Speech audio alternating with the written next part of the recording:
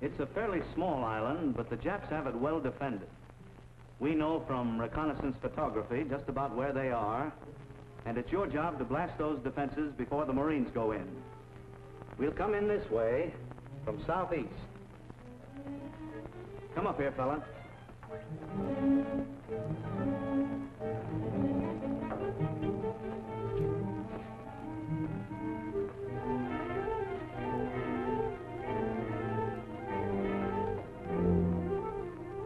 Here are landmarks you can follow. This river, with its flat grassland, has nothing you have to worry about. Up here in the hills, on both sides, are well-prepared defenses, mortar and machine gun emplacements, and barracks. These are your targets, as well as this airstrip.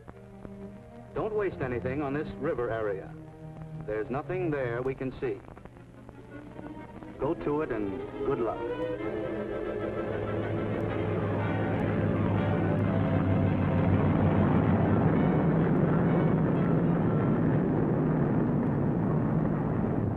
The boys did a thorough job of blasting those defenses. They caught the Japs flat-footed and got all the targets. They stuck to the hills and the airstrip and brought back pictures to show the results.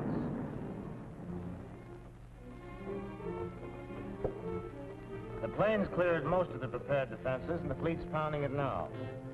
We go in the morning. Here's the layout. Our only landing point is this flat strip right here at this stream. Now, the place will be mined, so we'll head for the tall grass back here. That will give the men cover right up to the jungle. There's nothing to worry about down here at the stream. And that's a break for the men, too. Stay in there behind the fleet's barrage before you move up. Look these over. We rendezvous at 0520 and go in at 0530. Good luck.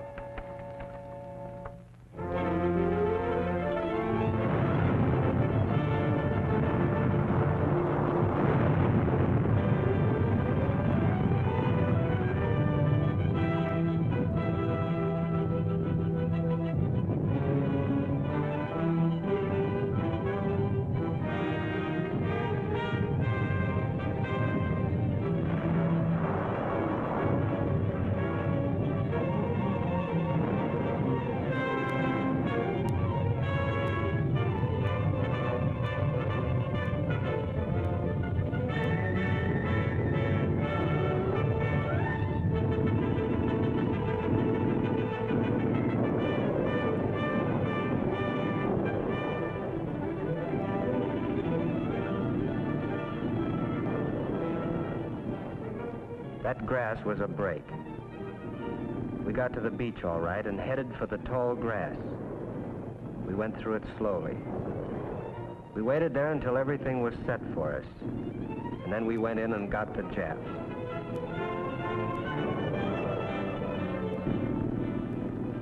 They put up a tough fight as usual. But outside of a few hiding out in the caves and trees, we got most of them in a couple days. Casualties were light. The medical staff didn't have much to do and cleared their beds in a few days. We were sitting pretty. Strong points had been bypassed, a forward base had been established, and Tokyo looked closer than ever. Best of all, it hadn't cost much.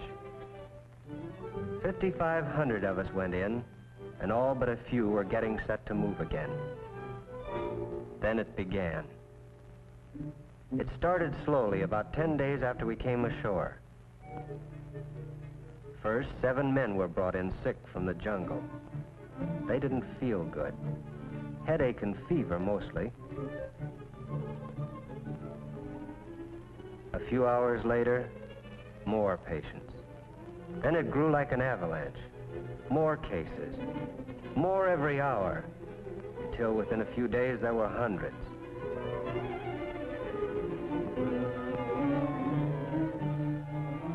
first, it looked like malaria, but the blood smears were negative. Every patient was thoroughly checked, and they found these. Escars. Little black escars surrounded by an area of reddened skin. This one was pretty big. They usually are much smaller. Buboes are often found in the areas draining them. These escars were the tip-off. Then about the 5th day, they found the spotty rash. Doctors called it a maculopapular rash. It never becomes hemorrhagic and fades within a week or less. You learn a lot of medicine lying in a hospital cot. This was scrub typhus.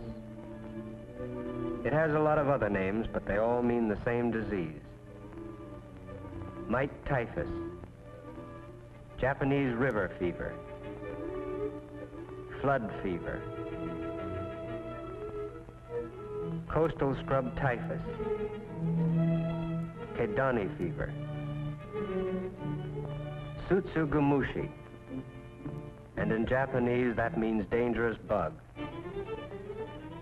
And that's exactly what it is.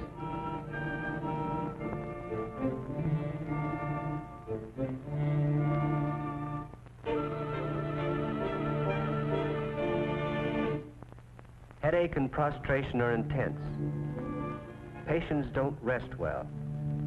They cough a lot and have bad dreams. In the early stage, the pulse is low, while the temperature remains up around 103 to 104.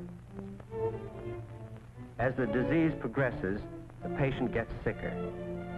In the 2nd week, things become critical. There is pulmonary congestion, cyanosis. The heart begins to fail. The pulse gets more rapid. Edema becomes prominent.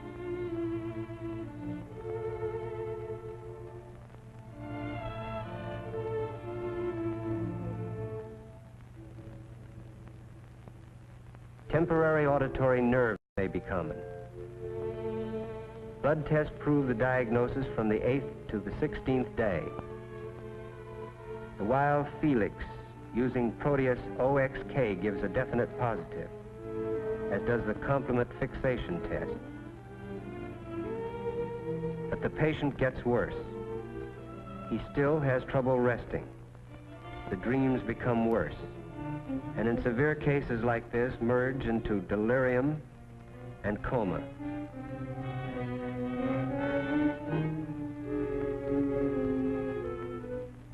There are no vaccines, drugs, or sera for this disease. Treatment is primarily supportive. Good nursing is most essential to recovery. Fowler's position eases respiration. Oxygen decreases the burden on the heart and likewise eases respiration. Its use lowers the mortality. Maintenance of fluid and salt balance is important. Diet should be a high-caloric, soft diet with frequent feedings. Absolute rest should be ensured with barbiturates or opiates if necessary.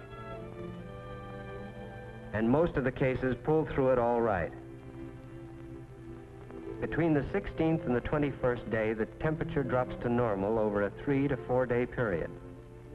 Drenching sweats accompany it. The heart becomes stronger. Respiration improves and the pulse rate falls.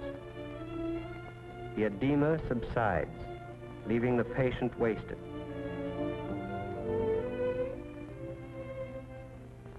Convalescence is slow and takes from 1 to 3 months rehabilitation and gradual exercise. There is little, if any, permanent damage to the heart, lungs, or brain. And after convalescence, the men are ready for full duty. But we had 1,200 cases on our island, and 138 of those men died. That's pretty bad. But it's only part of the story. 1/4 of us on our backs, Another quarter required to take care of us. Half of us immobilized, and the rest worried for fear we'd be the next. We'd hit a pretty tough spot.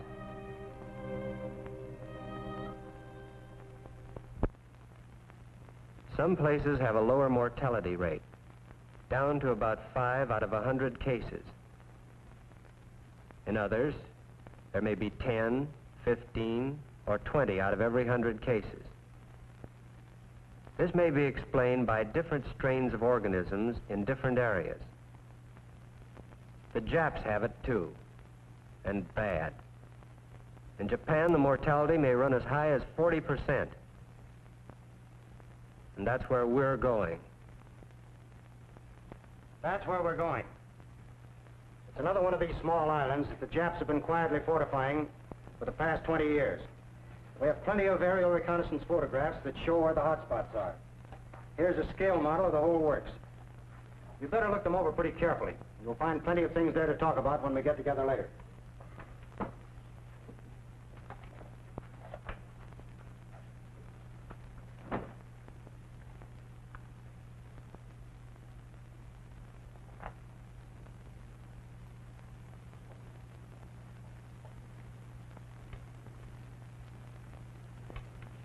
Colonel, there's something I'd like to talk about now. Let's have it, Doctor. These pictures warn me about something you fellows may not know. There's more on this island than Japs. There's something your men won't see unless they know how to look for it. And that something can be awfully bad. What's that? What is it? It's scrub typhus, Tsutsugamushi disease. And you've seen the reports on that. Well, how do you know it's scrub typhus? Our aerial cameras can't photograph bugs. This kind of topography is always suspicious. When you have flat marshy land along a stream, merging into jungle like this, it tells us to look closer. And this picture clinches it. This tall swamp grass growing in that area is either kunai or kadani grass. You can bet your last dollar that when you have this grass out here in this specific area, you'll find mites. And mites carry Tsutsugamushi. That doesn't mean that you'll only find mites in kunai grass. In other Pacific areas, they may be found even on cleared ground. But on this island, kunai grass means mites. Now, this may bore you, but I'd rather tip you off now and save a lot of hell later. No, keep right on. Go ahead. I'll have to give you the whole works. And on this island, it starts right here. In the grassy margins of jungle streams, in the shaded junction of grass and jungle area, but mostly in kunai grass fields and swamps. Wherever you find this type of growth, you'll find rats or other rodents and mites. M-I-T-E-S, mites. In some areas, the ground is full of them. They're tiny red things that are about the size of a pinpoint. Magnified, an adult mite looks like this. It's an 8-legged speck that can carry a terrific wallop. Different species are found in various parts of the world, and this type can carry the rickettsia that cause Tsutsugamushi. Let's see where the rickettsia come in. This adult female is laying its egg. It usually lays one at a time. We'll follow its life cycle.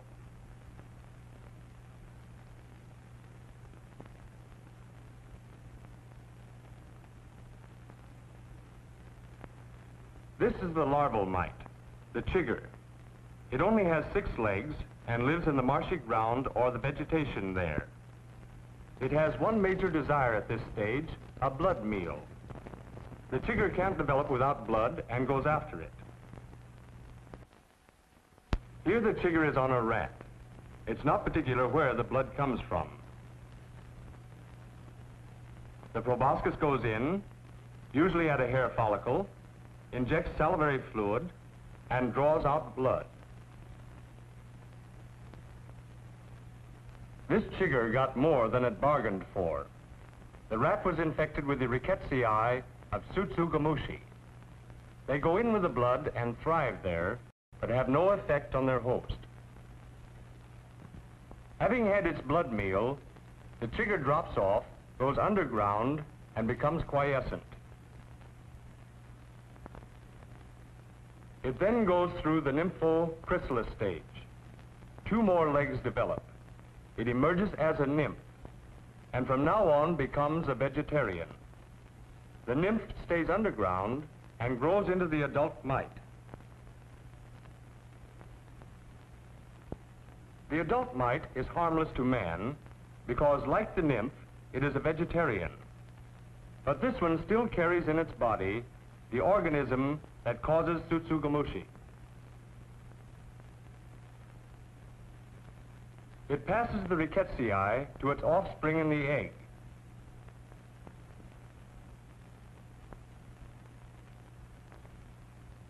The chigger which emerges is now all set to look for blood, animal or human, and finds it.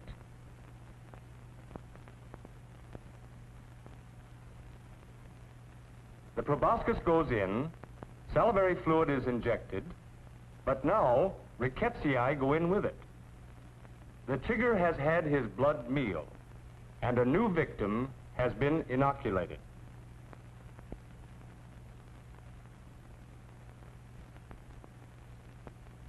The chigger remains infectious and passes the rickettsia on through its life cycle. Each succeeding generation produces an ever-increasing number of rickettsia-bearing larval mites, each one looking for a single blood meal and a single victim.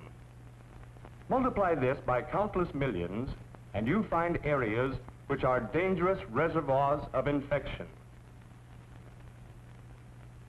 The rats, other rodents, and birds inhabiting these characteristic growths keep the mites alive and infectious. Anything that looks like this, especially in designated Pacific areas, will have potential dynamite waiting for our men when they come in. Jungle war, you can't very well keep fighting men out of those areas.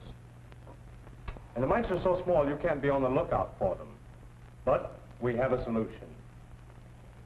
We keep the mites away from the men? Exactly. They have insect repellents which do more than keep them away.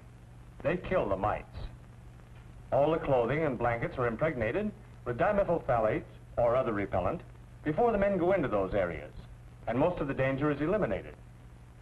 I have all the material and detailed instructions for clothing impregnation.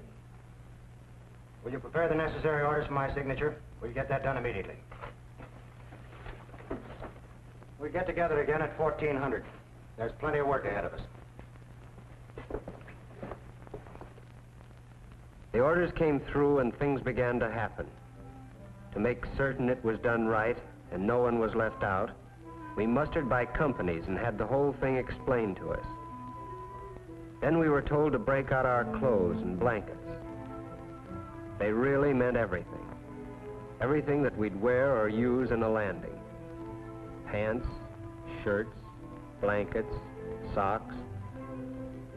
Socks are most important because those chiggers usually hit the feet first. In the meantime, the corpsman had been preparing the impregnating solution. To be most effective, it has to be done right. Under the supervision of a medical officer, they carefully checked the instructions.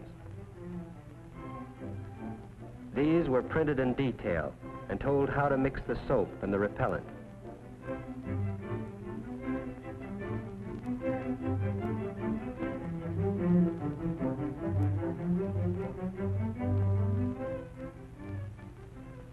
Thorough mixing is very important at the start, and even while dipping.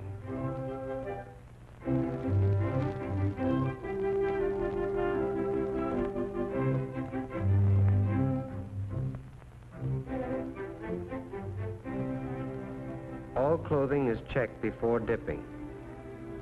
It must be dry to assure adequate treatment and to keep from diluting the solution. Socks are put into pants pockets. Shorts are the only things left out. Dimethyl phthalate irritates the scrotum slightly, so all men wearing impregnated clothing should wear untreated shorts. The dipping doesn't take long, but every part of each garment and each blanket is completely immersed.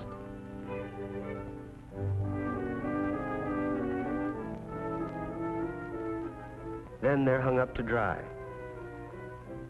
Every garment is marked to show that it's been dipped. That makes it easy to see that every man is set for the chiggers as well as the Japs. Corpsmen make sure every uniform has been treated when the clothes are returned in a check muster.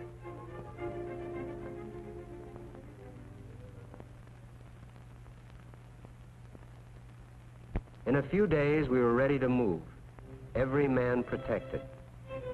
The repellent treatment lasts for 30 days under normal conditions. It remains effective even after 15 minutes wading in fresh water, or 30 minutes in the ocean. The corpsmen carried plenty of prepared emulsion along for redipping whenever necessary.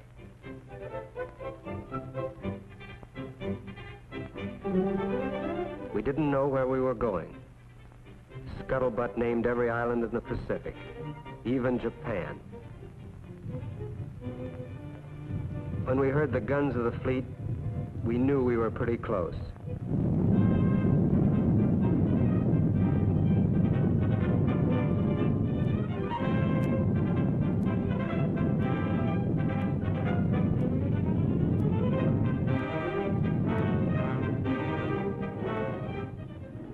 We got ashore and made for cover in the tall grass. This time we were a little worried about what was in there with us.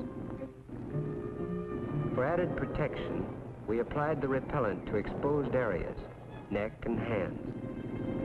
We each had a supply along. We were pretty busy and didn't have much time to think about it, but hoped the stuff would work.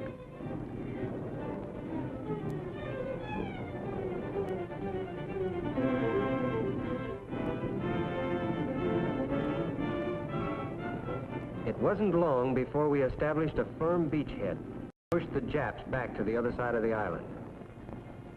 At night, we just flopped wherever we could find a safe spot. The treated blankets took care of the enemies we couldn't see.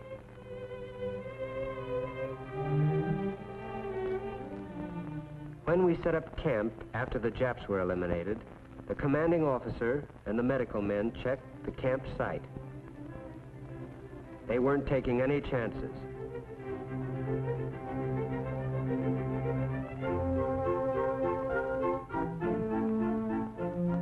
The bulldozers then went to work. These babies are really medical instruments. They prevent disease by clearing away any vegetation which can harbor mites. They strip everything off the surface and leave clean ground.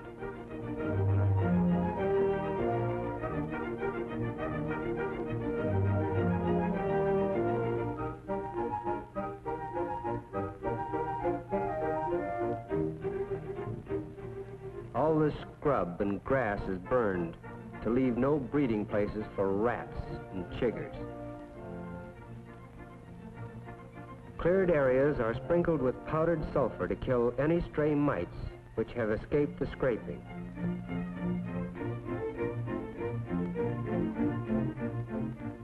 Living quarters are decked to keep anything in the ground where it belongs.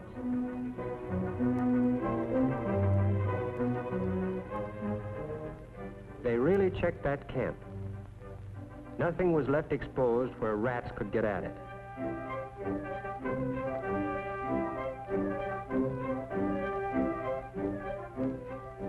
We weren't laying out the welcome mat. No, the reception we prepared took care of them and any stowaways they carried aboard. The men weren't allowed to take any chances.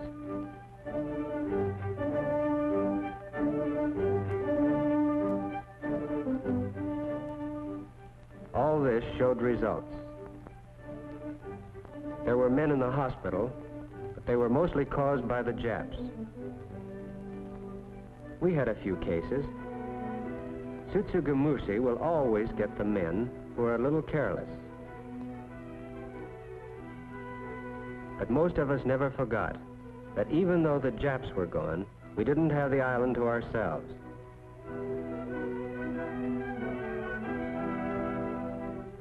They didn't give us much chance to forget. They reminded us every time our clothes needed redipping. It was a good camp because of all of this. The extra precautions didn't interfere with our activities, but there were many of us who didn't need to be reminded. We had other memories. We remembered another landing and the hell that broke loose after it. We remembered the hundreds who would rather have had a Jap bullet wound than what they did have. We learned the hard way, by burning up with fever, by coughing, by restless dreams and delirium, by not caring whether we pulled through it or not, and wondering whether everything the doctor did wasn't wasted. And then we remembered the long pull back to normal. The endless days and nights of just cussing our luck. We'd gone in to get Japs, but a little red chigger got us first. Well, things are different now. Anything that can lick that chigger gets our support. Sure, we'll cooperate to get our full share of protection. The well-policed camp, the absence of rats, and the impregnation symbol mean a lot to us. Tsutsugamushi means dangerous bug. The Japs are right about that. It is dangerous. Someday we'll lick it. But right now, we'll shy clear of it. At least I will. I've had it.